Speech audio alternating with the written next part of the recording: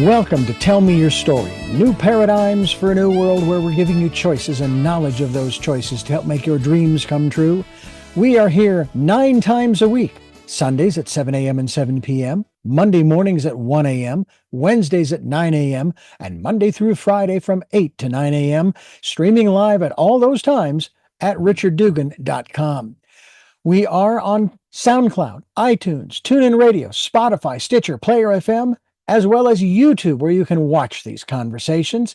I hope that you will take time to subscribe and click notifications so that when a new conversation is posted, you'll be notified and you'll be able to tune in, listen in, and learn, be entertained and inspired. A reminder that Choices, which is my book, 5 Steps for Life, it's available on Amazon.com in paperback, hardcover, and Kindle with Audible, soon to be released. We also ask that if you can support the work that we are doing financially, we do have a PayPal account. It is there for your security as well as ours. And when they ask for an email address to whom you're sending, please go to richard@richarddugan.com. That's the email address. If you go to richarddugan.com, there is also a link directly to PayPal so that you can send us whatever support you can. And we thank you to those who have helped and to those who will help. We also ask that you take time during this decade of perfect vision, the 2020s, to go within to that quiet, peaceful, calm, still place and listen to that still, small voice. And with that, we now take you to our very special interview and guest here on Tell Me Your Story.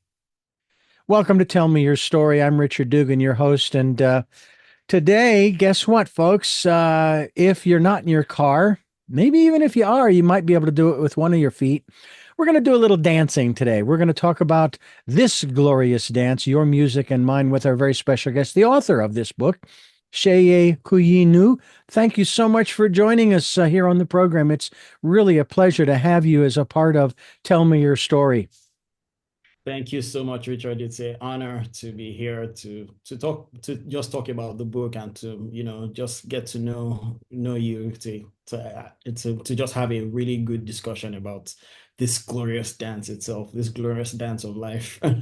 Indeed, I know that there are those who tend to feel a little bit as though they're stumbling along. I mean, if you were to ask me if I actually could dance, I can stand up, I can move around, the whole abstract kind of thing.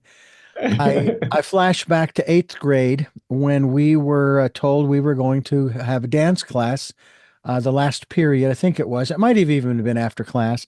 We'd go into the cafeteria and move all the tables out of the way, and they would teach us the 4-step, the waltz, those kinds of things.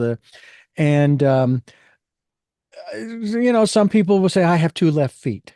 Oh, well, at least you have 2 feet. Okay. They may be left, but they're 2. And everybody's dance is a little different, isn't it? And first of all, do you think that maybe that's where our issues come from, especially the fear of not necessarily the typical dancing, because we're talking about life and how we move through it in this journey. Yeah. Everybody's dance is different. And a lot of people are afraid of that because they think that they must conform to this pattern, this structure, that we all need to be dancing the same dance. Yeah, that's a good question. And to really to hit the nail on the head, one of the things that the symbolism of dance that I use in the book is it really goes back to when we zoom out of our experience of reality. What seems to be happening is a dance of duality. So we often have the duality of the good and the bad, the ugly and the beautiful, the rich and the poor, the confident and not confident, the Republicans and the Democrats. We tend to have this dance of this life generally presents itself in duality. But when we observe carefully, we see that in essence, it's it feels more like a dance that life, the universe is doing of itself. So one of the symbolisms that I also used in the book is, or how I expressed this in the book is, if you're looking from afar, you may think there are two people fighting, but if you observe carefully, you may see it's just two people dancing. And so life dances with these dualities. So is there anything that's good? Is there anything that's bad? How do we know that? Right? It's just both sides that are dancing. Hmm. Well, Yeah. I believe it's a Chinese proverb or at least a story that talks to that very thing. You have a farmer and his son, and then a neighbor. And the neighbor will come over on a given day and say, "Hey, how are things going?" Well, and he'll tell the story of how, "Oh, my son, he found this horse, a wild horse running around, and we managed to get it corralled and everything, and he's going to try to train it." To which the neighbor says, "Well, that's good." And the farmer says, "Well, who's to say whether that's good or bad?"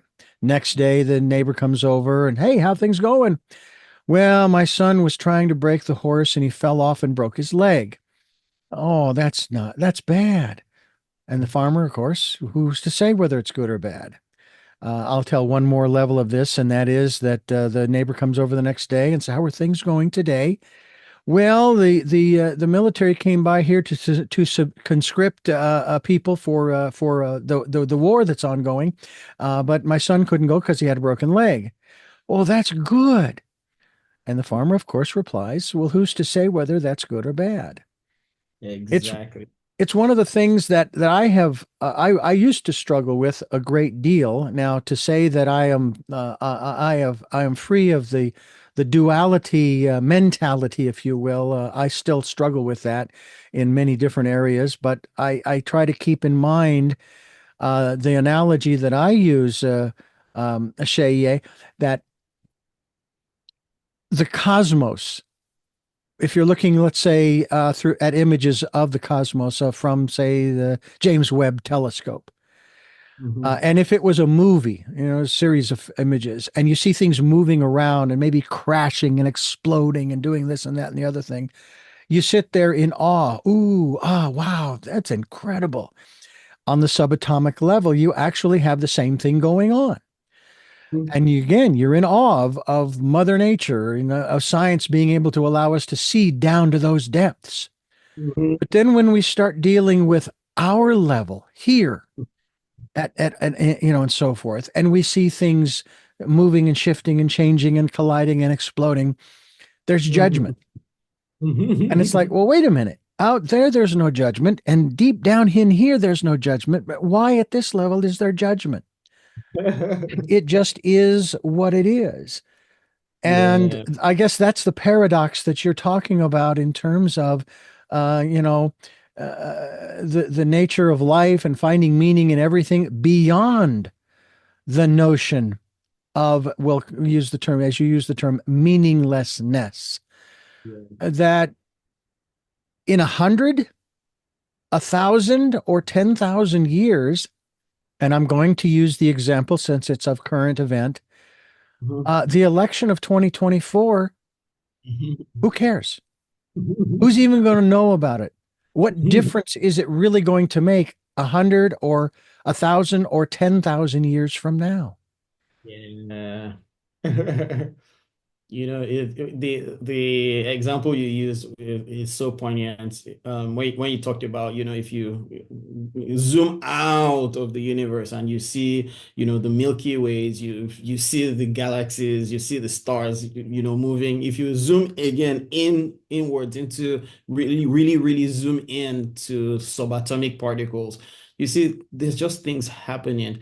But like with what you said about when we go to come to our level, so to say, then that's where judgment starts to happen. But then what exactly is the mechanism of judgment, if not the mind? The mind is the one, our thought patterns, which we identify so we get so embedded in the narration of thoughts. And the mind itself is a dualistic tool. So it's the mind that says, oh, something is bad, something is great, something is beautiful, something is ugly. It's the mind is the one that creates those dualities. And so when we can once again zoom out of the mind, we start to see that, well, meaning is what's only constructed in the mind. So generally speaking, or how I would like to say it is, still zooming out, we see that everything is meaningless. And that's Yeah. a good thing. But again, saying that it's a good thing is another dualism here. Yeah, exactly. Exactly. And it is hard. I mean, because we're confronted with dualism, interestingly enough, just using the word, every day and every night, right there. We have dualism. Yep. However, if we change our perspective to recognize that, oh, those are just cycles. We can call them dualistic, night versus day, day versus night, but the reality is that when you zoom out, as you use the term, as you zoom out, what you see is, oh, the earth is spinning and Yep. it's also orbiting around the sun. And Yes. that's a cycle. It's not Yep. dual. That's what's interesting. If you zoom out and you see the earth spinning, where's the dualism in the spin of the rotation of the earth? Where is the dualism in the orbiting of the sun? Where is the dualism and so forth and so on? It just is. Exactly. And To so, to grasp that reality, what do you recommend? How do you start people on that particular path? well, coincidentally, in the book, I try to stray away from not giving any prescriptions because oftentimes that even falls into another dualism. But one thing that I find to be very interesting is still how we're talking about zooming in and zooming out. Maybe if we could turn the lens in which we look at the world and our experience, if we turn the lens backwards to who exactly it is that's experiencing something incredible happens. We realize we've probably not been paying attention to the object of experience. We've only paid attention to the subject of experience. We've only paid attention to the objects of experience. And something really incredible happens. We find out that things are not exactly as they look like. And I think this is where practices, contemplative practices, tend to help with that breaking the habitual gluing to experience to moving more inward towards what exactly is experiencing and what exactly is experience. And is there truly anything being experienced, or is everything an illusion? And so that's where things get pretty interesting for the mind. Mm. We are talking with Seye Kuyinu, and we are talking about the glorious dance, and we're talking about it right here on Tell Me Your Story. I'm Richard Dugan, your host, and we bring you choices and knowledge of those choices to help make your dreams come true with new paradigms for a new world. And I think this is sort of a new paradigm, if you will, using the analogy of the dance. There's some beautiful songs too, as well, and there's one in particular a country artist sang called "The Dance." And it's just a wonderful song. Maybe I'll see if I can't pull up the lyrics anyway, but it's just wonderful because it's the encouragement to the listener of the song to get in the dance, no matter what is going on. Get in the dance, and you are encouraging people to do that.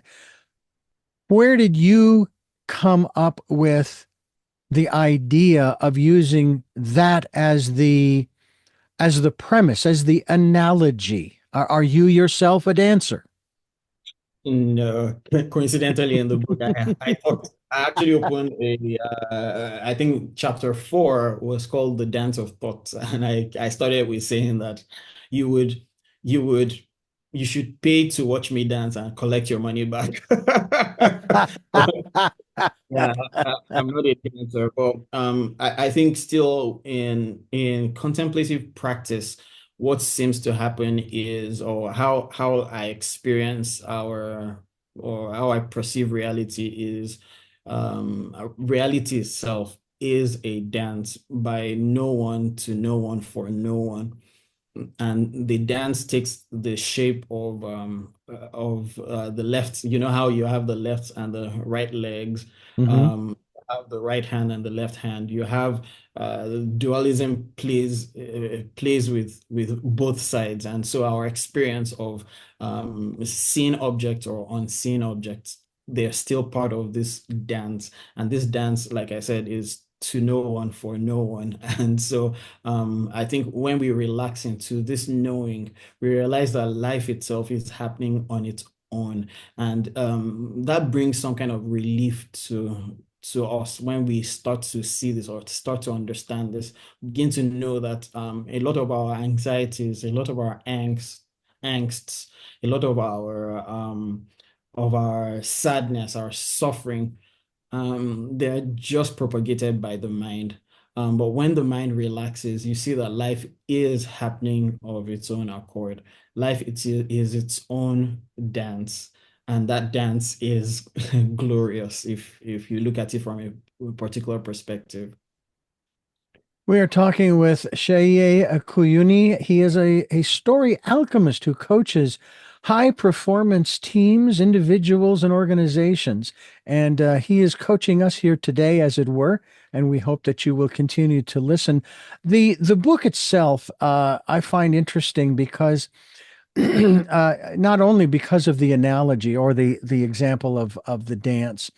Um, and I bring this up because it was fascinating to me how I was coached. Um, my present wife and I, when we met, she was involved in what she referred to as the practice, and that being that she would go to this particular friend's house where a group of them would meet. They would go outside when it was nice out, and they would put on some music, more rhythmic and so forth, and they would perform Tai Chi. I guess that might be the right word, perform it, what have you. And it was explained to me what it is. You know, what you have is you have this energy ball between your hands and you're doing this and that and the other. And so I was there with her and I'm standing in the line there with the others on the grass in bare feet, which was wonderful. And the music starts and everybody starts to move in unison. But Mm. I am unfamiliar with any of the movements. And so I'm trying to mimic and follow. And the gentleman who was facilitating this class, his name is Sunyata Saraswati. He's a Mm. co-author of a book called Jewel in the Lotus. And Mm. I'm just trying to follow everybody else, and I'm not doing a great job. I'm rather stunted in my movements. And he comes over to me and he says, "Hold on, stop." He says, "Don't try to follow them. Let the music guide you.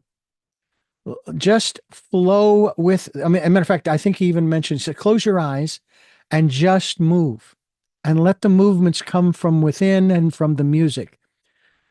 Where does the music come from that we want to listen to and allow ourselves to flow with it? Where does that come from? In fact, if I could comment a little bit on or that experience, um, I find that oftentimes we live in the upper regions of our bodies, the head, so to say. Hmm. We're always trying to, like in your experience of the dance, you're trying to use your mind, your head to, follow everybody's patterns and everything. And what he was probably hinting at is for you to use less of the head and go back to the body or go to the lower sides of the head. Still with what I was saying, we've been so associated with the content of our experience that we've lost touch with ourselves, who we really are. And so somehow the more, and all these practices, contemplative practices, including Tai Chi, which is more of a somatic practice, what they help us to do is to let go of thinking, and we, instead of thinking and trying to do. We just exist. We just hold the space that we are naturally in. And what starts to happen is we begin to flow with all of life. So I would say that majority of us, most of our lives have been in battle with life. We are almost always fighting against the grain. But it's like, how do we not then end up with a lot of stress? How do we not end up with sickness when all of Mm. our lives were just going fighting against life, when we need to surrender to life? And it's in the surrendering to life, and with what you are explaining with the teacher, what he was trying to do is to surrender to the movement, surrender to the music. And then what starts to happen is the music becomes the teacher. And so that's in a way typology of life itself. Sometimes we need to, instead of wanting to be, instead of, I know this could sound a little bit anticlimactic, so to say, but instead of trying to be good, fighting to be good, maybe we need to let go. And in letting go, we find out that we are always good.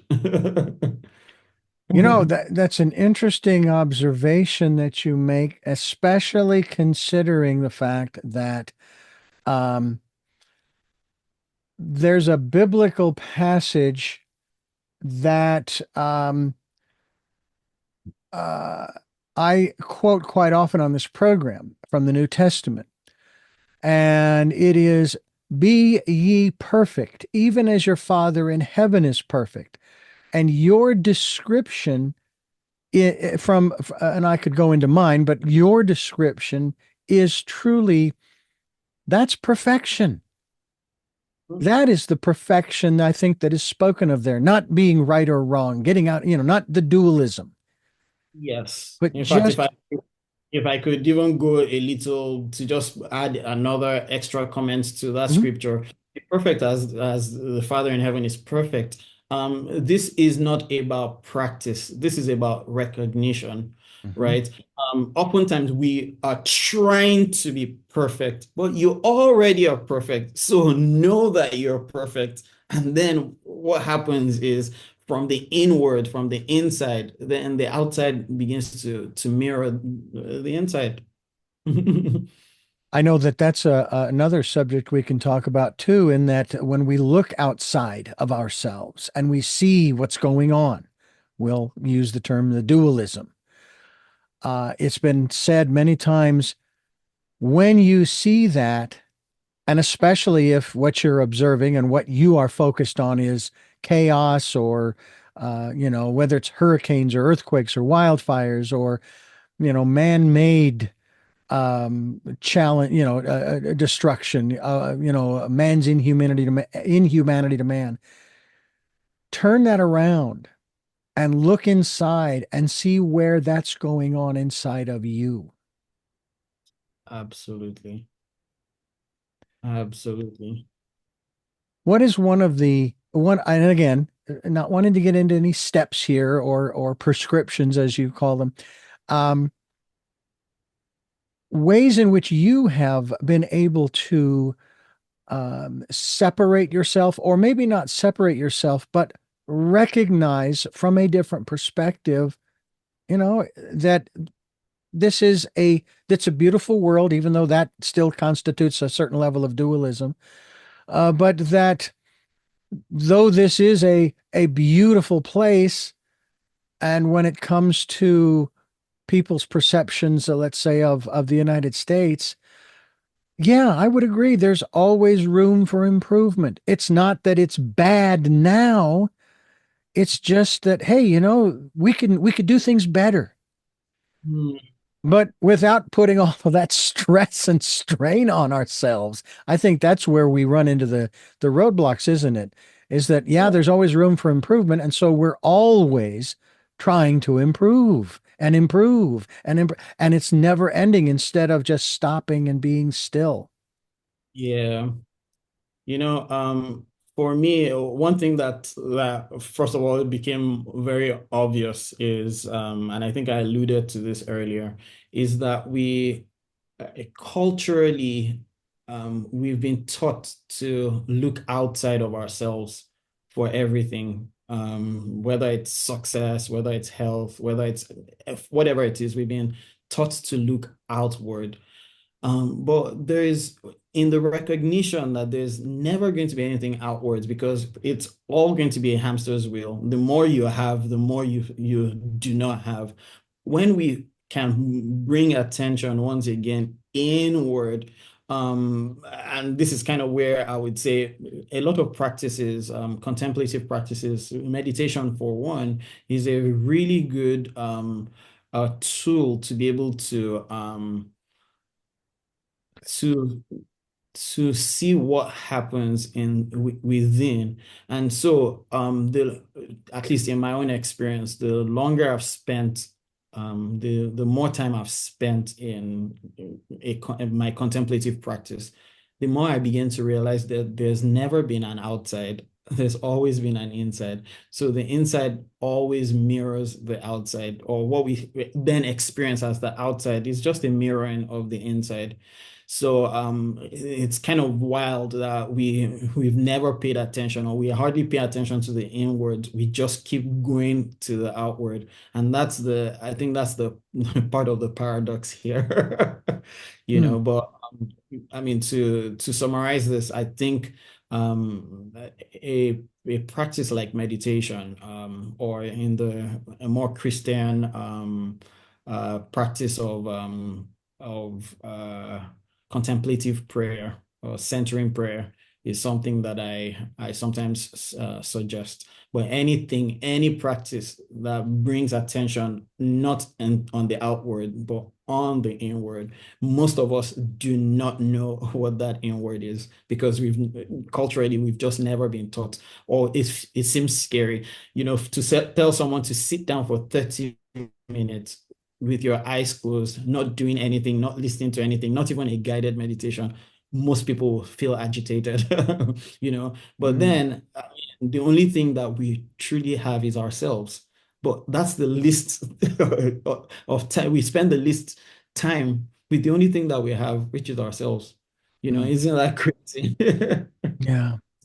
Where do you want to send people to find out more about the work you're doing? Certainly, they can go to Amazon. And in addition to getting a copy of this latest work that you have out, once again, folks, it is entitled The Glorious Dance, You're the Music, I'm the Song. And you've written other works that are available on Amazon. But where else can they go to find out more about you?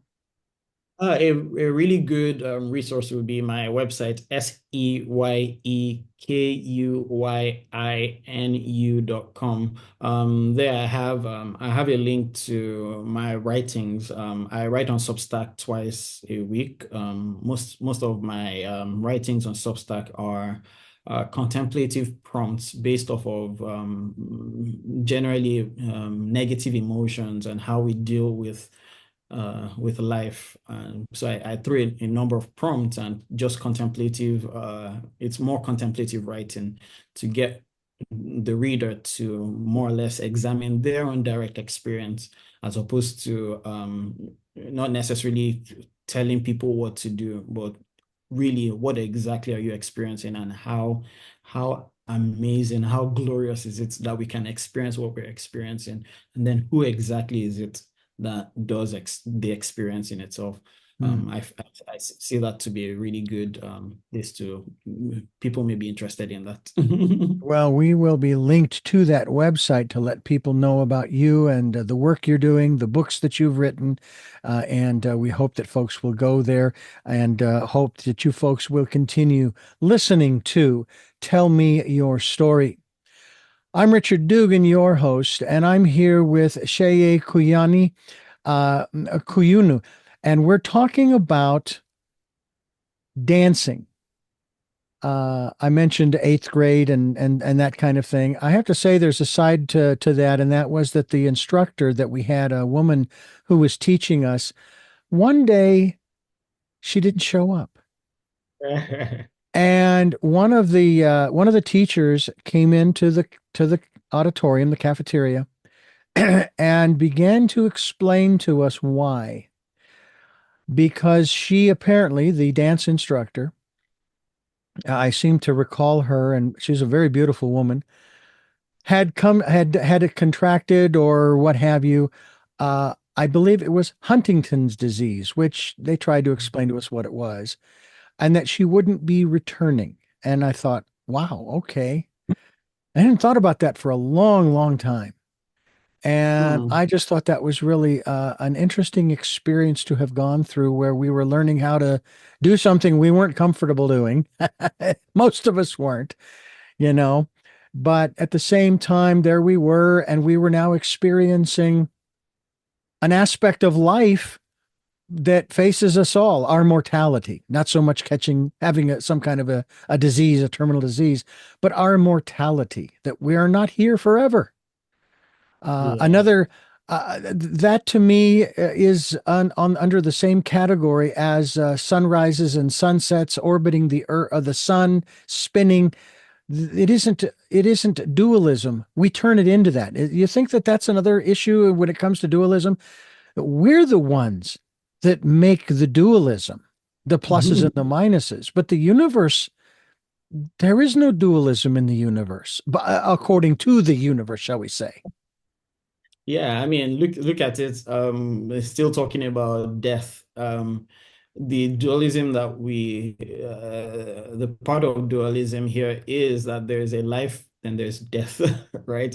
And when we zoom out, we see that there's neither life nor death. There's just like what you were talking about, the cycles. There's just the cycles. Yesterday I was at the beach and I saw a hawk. I don't know, some bird dived into the water and grabbed a fish, and we to the fish's family, they're like, oh, we lost Uncle Jim, and they may have a funeral or they may all be sad because they lost that fish. To the bird just got a nice meal and it's probably going to go fly to its nest to feed its little birdlings there, but the bird is also going to die, and probably another bird is going to eat that bird, or a snake is going to eat that bird, and then the snake or the bird will also die and decay, and that decay would be a source of life for maybe new plants, and those new plants, maybe they would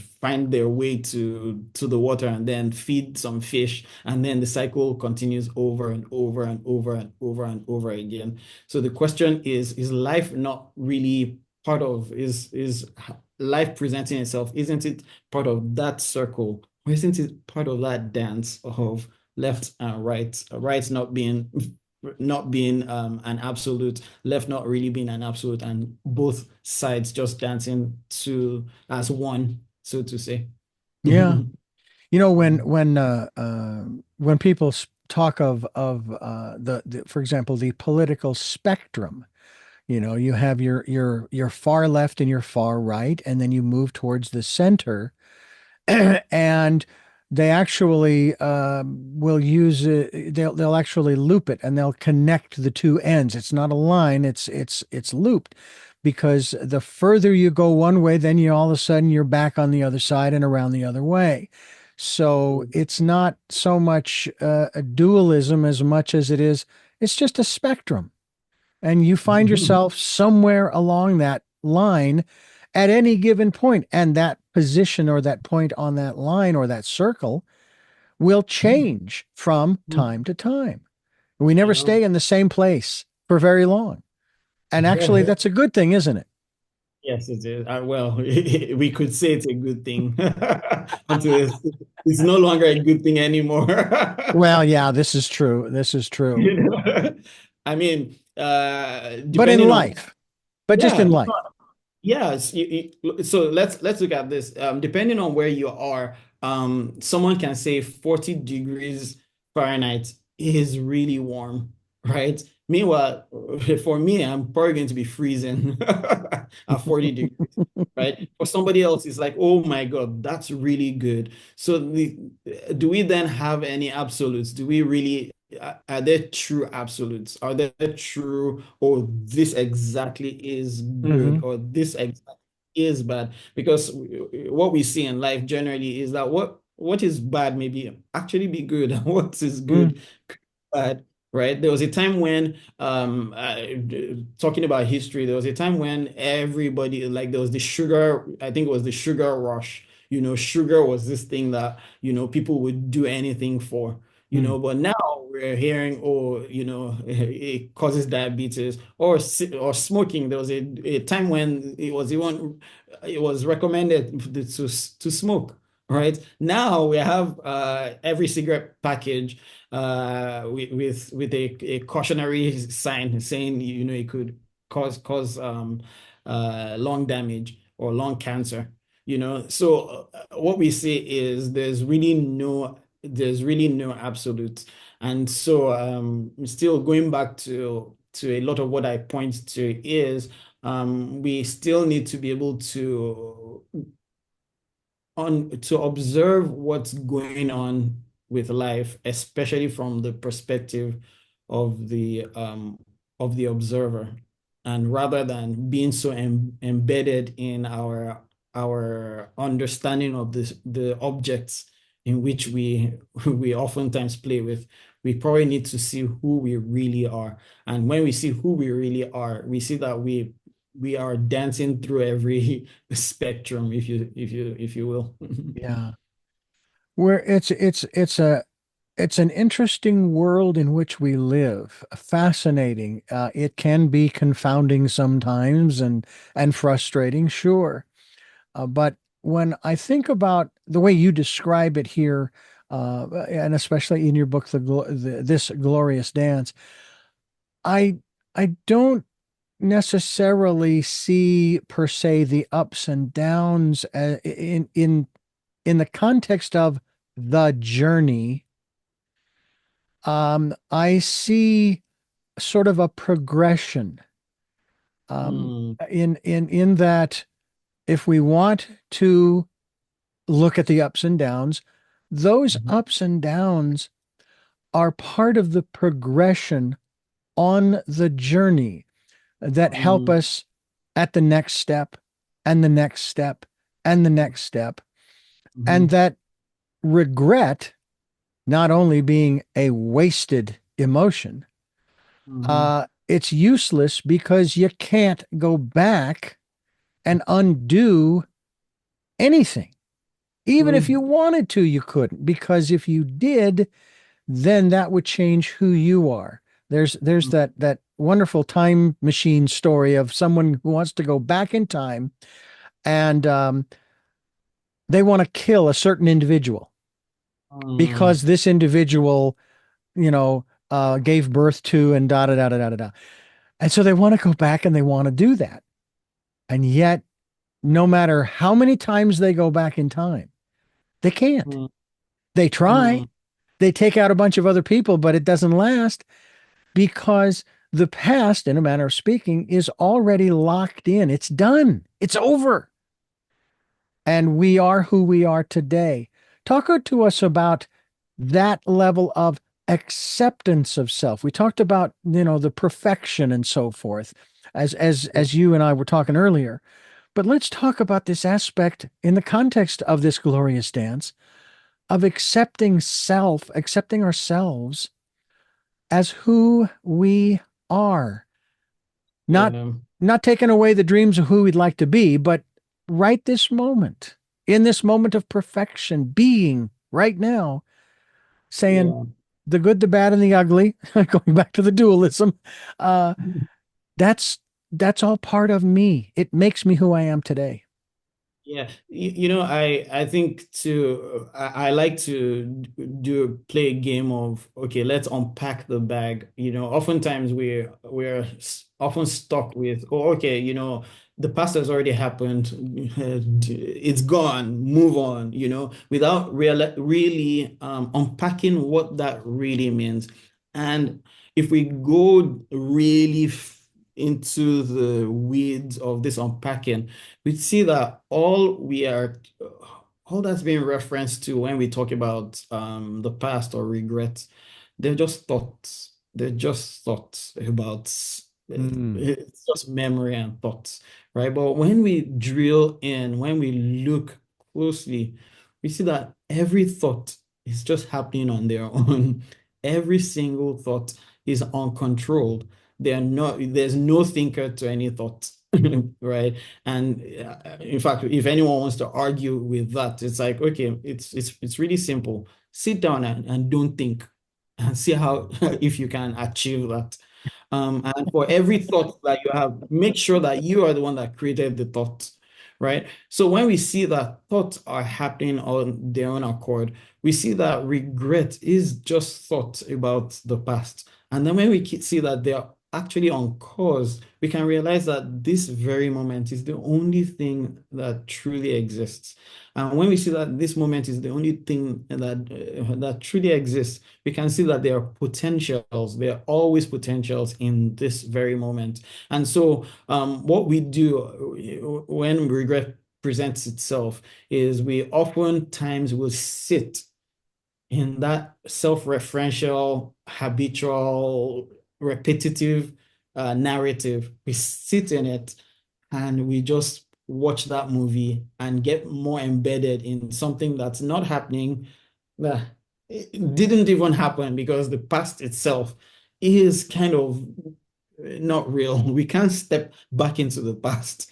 So what we are constantly doing is trying to fight a game or try to fight a battle that doesn't exist with trying to go to the past. But when we're able to realize that all that's ever happening is this moment, we're not even going to go to any future. There's no future that's going to happen because there's no future that's packaged and waiting somewhere for us to go there.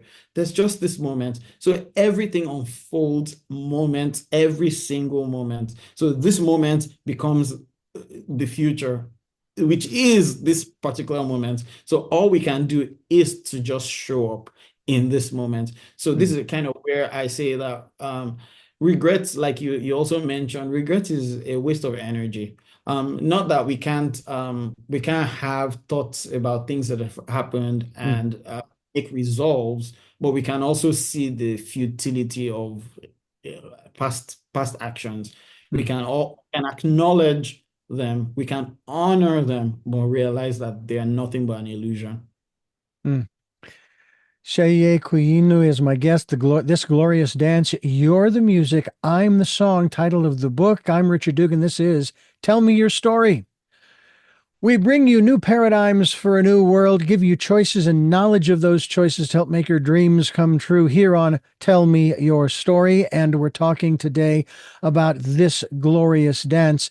Seye, I want to ask you um, about the guidance. Now, again, we allow ourselves to be carried, so to speak, by the music, okay, in this dance. But where do you see that internal, still small voice come into play? What Mm, role does it have to play in our lives as we mm, travel on this beautiful journey we call the dance? mm. That's a really good question. Like I've been talking about, we tend to have believed that the thoughts that we experience are actually us thinking. And if we really look at the two levels of contact in our experience, the level of the body and the level of the mind, we see that the body is a it's a product of its environment. So I'm a black man, for instance, because of the environment. I speak the way I speak. I have the accent that I have because of the environment that I'm in. I have several burns on my skin because of my environment. I am the height I am. I look the exact way I am because of the food and the DNA, all things that are in my environment. The same thing goes for the mind. The mind and our thoughts gather from the environment. They are not being gathered by any there's no individual inside of me who's gathering anything. The mind as a tool, as a natural tool, a tool of nature, does that gathering. But what I find to be really fascinating is when we sit still and when we observe what's happening in those fields without trying to touch, without trying to meddle, what we see is that uh, the the eye of our understanding, which is it's I would say it's a different sense organ, or it's a different sense. We start to see life in a different way, not from the perspective of the constant narration of mind. We start to This is, I think, where I would say wisdom starts to come in. And that wisdom is the still small voice. But we'll not hear that still small voice when there's the loud voice that's overshadowing the still small voice. And I would say that still small voice is always talking. But we have to get to a point where we allow the loud voice to wear itself out. And then it's after it's worn itself out that we hear that still small voice. And that still small voice, it's still because it doesn't move. And it's a small voice because it's not perceptible to any form of hearing. But then that voice is the voice of truth. It's the voice of clarity. And using the word clarity, we promote during the decade of perfect vision, the 2020s, this time of going within to that quiet, peaceful, calm, still place and listening to that still small voice. And the thing I love about it is over the years, in my experience, it has never, it's never put me in harm's way. It has certainly challenged me. Uh, Actually, it's challenged my mind and my plans. I love that. My plans, you know, and and so I will acquiesce. All right, okay. You know, the promptings become so strong sometimes. It's like you can't ignore them. Now, it's still my choice. I still have free will to ignore them. But most of the time now it's I don't struggle with it, but I used to, and I all right, I'll do it. And then a day or two later, I realized that boy, am I glad I listened and I'm glad I followed the promptings. Because if I hadn't, I don't, who knows what would have happened. Um, and it's just it's amazing. Yeah. I was going to say, I mean, in being able to sit still to observe how the mind's narrations and how the mind works, we may be surprised that when we even talk about things like my plan, that may also still be the mind talking. We may be surprised that what we even call free will may not be exactly as we see it to be. It may be some other phenomenon, so to say. But that's what I say that I what comes out of a going within is we start to see exactly how action formulates itself. Hmm. Mm. Seye Kuyinu is my guest. This Glorious Dance, You're the Music, I'm the Song is the title of his latest work. You can go to Amazon.com and, of course, look up this book, and you're going to find a list of, I don't know, what is it, 8 or 10 books possibly that are available. You can also go to his website, which is spelled SeyeKuyinu.com, which we will be linked to. We encourage you to go there as well as we continue here on Tell Me Your Story. I'm Richard Dugan, your host here on the program, talking about this glorious dance. And this glorious dance is the dance that I am dancing, the dance that you are dancing, and that Seye is dancing as well. I want to ask, first of all, may I ask, what is your country of origin? Where do you or your ancestors come from, i.e., your name, which is a beautiful name, I have to say. Thank you. I'm from Nigeria, originally from Nigeria. Yeah. And what is a an agile coach? So I, as an agile or an agile coach, helps organizations to deliver faster and more efficiently, especially in the software field. Mm. Um, but I help organizations, leaders to redefine value and to deliver value to an actual end user. Mm. Yeah. Well, I happen to be rereading a book that I got, I don't know how many years ago. Um, it's called The Goal. It's written by an Israeli author, Goldratt, Goldrattt, and it talks about it's basically a story having to do with these principles of doing things, basically doing things differently, and the story surrounds a gentleman who works in this manufacturing plant, and this obviously goes back like to the 80s, maybe the 70s and early 80s, and they're having to, so to speak, retool the manufacturing warehouse, the plant, in Mhm. order to save it from being closed. And the gentleman, the main character of the story, was just hired 6 months earlier and has just been given an ultimatum. You've got 3 months to turn this thing around, or else we're going to shut it down. And he gets a lot of help from a particular mentor of his. It was this gentleman was a physics teacher of his, and but the reason I bring it up is because as this story progresses, they are constantly shifting and changing things to try to first of all get rid of the backlog of orders that have stacked up. And then once they've gotten rid of the backlog of orders, which, they're all amazed that they were able to do it, but they did it. And now it's to try to make the plant more efficient. And then they receive this massive order for a particular product. And the guy wants it in 2 weeks. And now they're in a dilemma.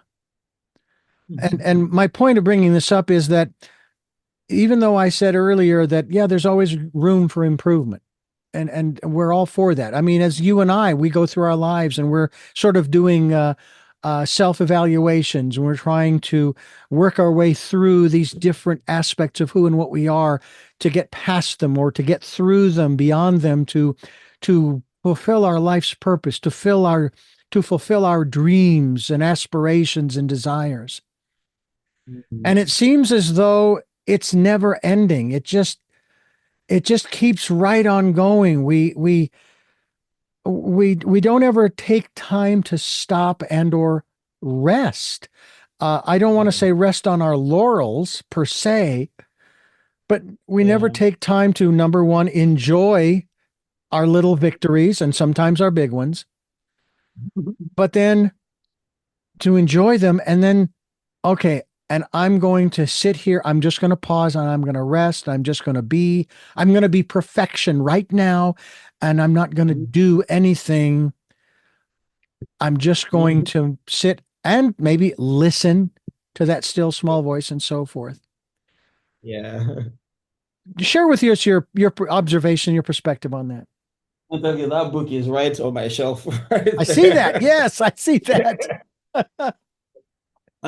So we live in a going to I'll go into more of the corporate world and bring that back home here. We live in a capitalistic world, and a capitalistic world is oftentimes about the produce, produce, produce. We need more money. The bottom line has to have more money, more money. How do we make sure that we squeeze for maximum profit? And in because of that level of thinking culturally, rest seems like, or being able to pause and rest seems like a waste of time. And then also everything that we have to do seems like they truly have to be done. So like with what you were nailing in the book about they had like a huge backlog, and they had like, you also have customers that are waiting. What do you do about that? Oftentimes we have to be able to, one, pause and reflect. This is why as an agile coach, one of the things that one of the ceremonies that we oftentimes suggest or recommend for organizations is a retrospective, and that happens every 2 weeks, or typically speaking, every 2 weeks, for us to be able to pause and say, okay, now we have a few hours to pause. How has the last 2 weeks been? What are the things that we can do better? What are the things, how have we been failing? What are the opportunities for us to be able to do better for another short cycle? So being able to pause to reflect is actually one of the most important things that we need to be able to do. But once again, we're from our corporate culture to our modern culture, what we are programmed, we've been programmed to do is go, go, go, go, go, go, go, go, go, go, go. Meanwhile, rest is actually the most important thing. And if we look at nature as a guide, we see that nature knows how to rest, because it's in the resting that production does truly happen. No, and I get that. And it's interesting you bring that up because um, there is even in manufacturing, since that's I kind of brought that up, when it comes to metal can be stressed and then rest, depending upon its function.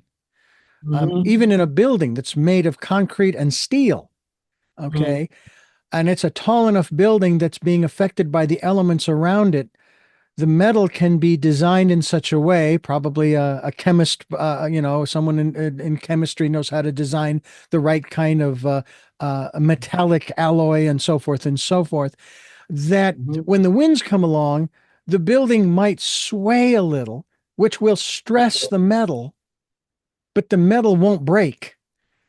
It mhm, almost has a certain level of elasticity to it. mhm, And then when the winds go away, the building returns to its original position and the metal rests. mhm, mhm. And I know over time that metal can eventually develop cracks, no matter how well it's designed to withstand, like airplanes. I mean, look at the stress that the metal of airplanes goes through in the Yep. takeoff, the landing, let alone flying at 20, 30,000 feet at speeds, Mhm, what, of like 500 miles an hour. And let's say you're going into a headwind, and the stresses that puts on the metal skin of the plane, let alone the structure. We go through mhm, that same kind of thing in our journey. We are put through stressors, stressors, but we can learn how, and this is a question to you, we can learn how not to let those stressors stress us. mhm. Is that even a Yeah. concept? Generally speaking, I think that's really what we want in life, to not be stressed by life itself.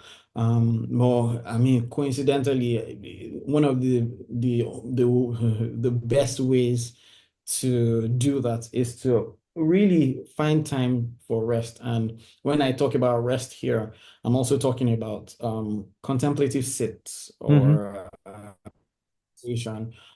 Because what happens still is, we need the opportunity to be able to inquire into our experience, to see who exactly it is that gets stressed. Hmm. Who are we? And if we know who we are, then we can find that in relation to what stress or a stressor is in real life and in Yeah. real time.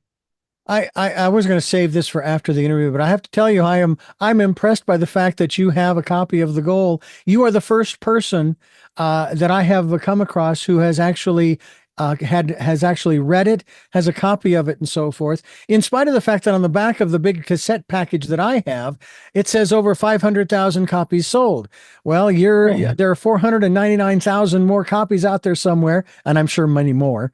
It's a wonderful book. I'm listening to it on Audible, even though I have the Okay. cassettes. Yeah, I have the cassettes right here. Um, Another one I can recommend is the Phoenix Project. If you like that one, you'll like the Phoenix Project. I'll have to look into the Phoenix Project. Absolutely. Well, I want to tell you how much this has been great. We've been talking with Seye Kuyinu and this glorious dance. You're the music, I'm the song.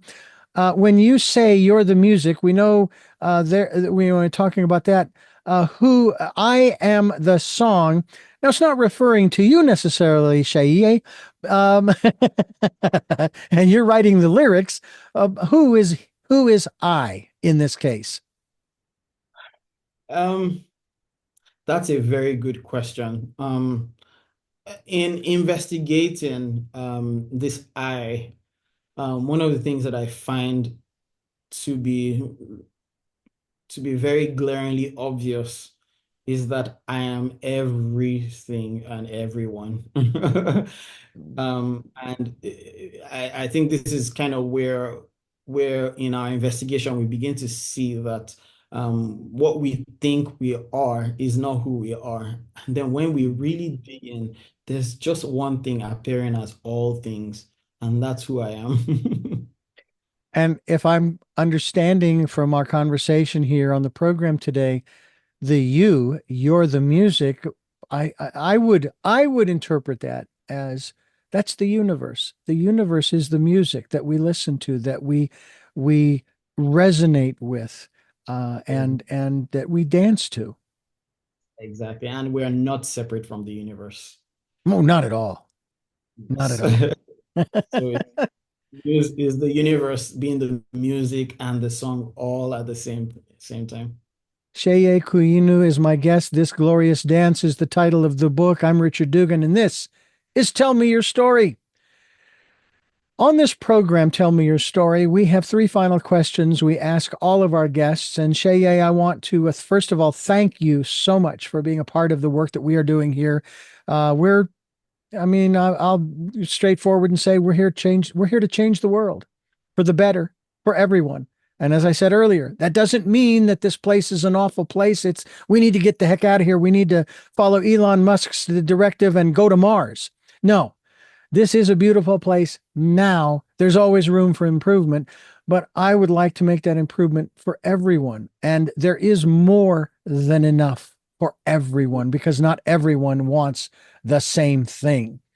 So Mhm. I thank you so much for being a part of that. Thank you so much. Thank you I so much thank also. you folks too for listening to and watching Tell Me Your Story.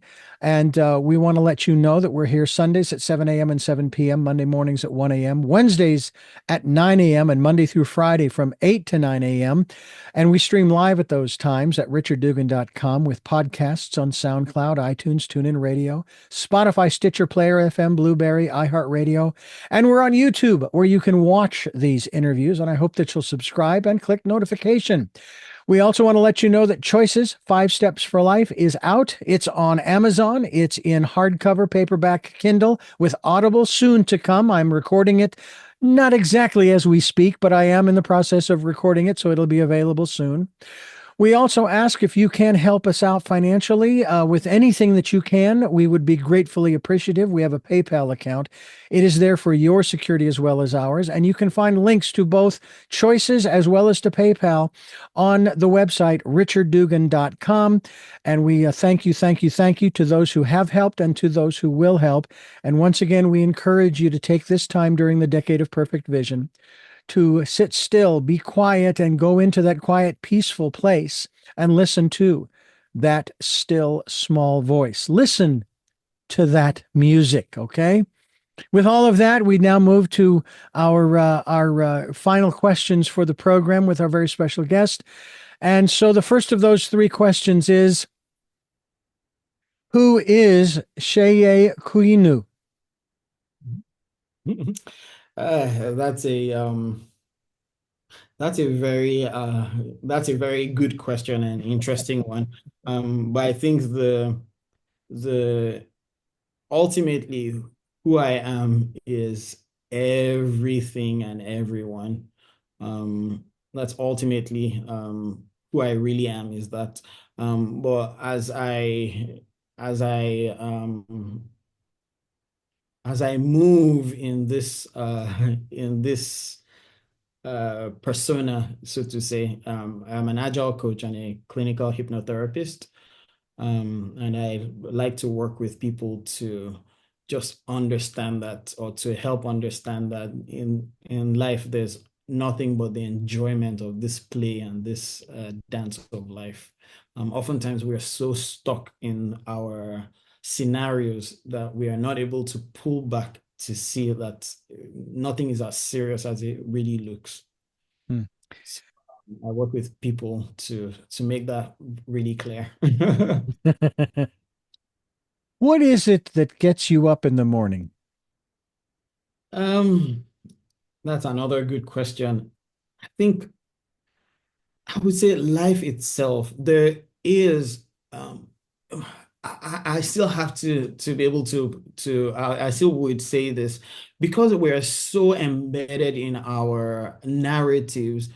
We oftentimes don't see that every single thing that we experience is a miracle. And so there's just the mystery of even the act of getting out of bed. It's a freaking miracle. The fact that we experience is a miracle. The fact that we do not know how the day is going to play out is a miracle. The fact that we can live, we can love, we can laugh, we can get angry, frustrated, get anxious, have fear. It's all a miracle. So, I mean, to answer the question more directly, what gets me out of bed is the curiosity about all of life. Hmm. Final question. What was your best day? Huh.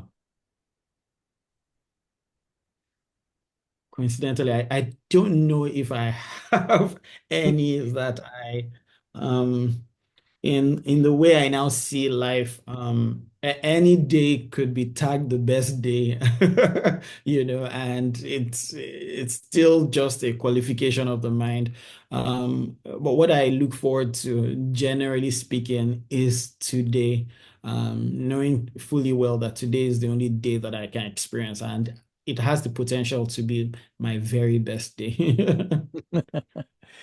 Well, Seye, I want to thank you once again for being a part of our work here and allowing us to share your story and the story of this glorious dance. You're the music, I'm the song here on Tell Me Your Story. And I hope that we get a chance to talk to you again in the not too distant future. Maybe in the new year, we can follow up and see how things are going and where you slash we are in the world today.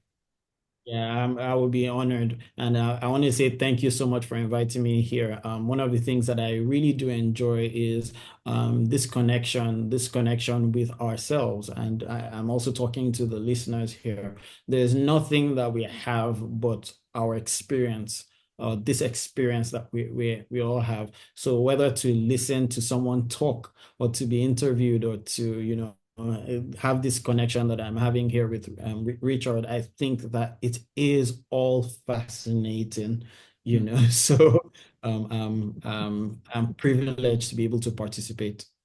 Well, so are we. We are privileged to have this opportunity, and we've had it for over 17 years. And in this particular genre, this program, Tell Me Your Story, even though I've been doing this for over 45 years and loving every minute of it, every step of the way, and glad you're a part of our journey. And I thank you folks for listening to and watching Tell Me Your Story, New Paradigms for a New World, where we are giving you choices and knowledge of those choices to help make your dreams come true. And until our next broadcast, podcast, video cast, love to all. Jeanette, I am still listening. Dad, continue to be happy because I am. Smokey, I will see you on the other side.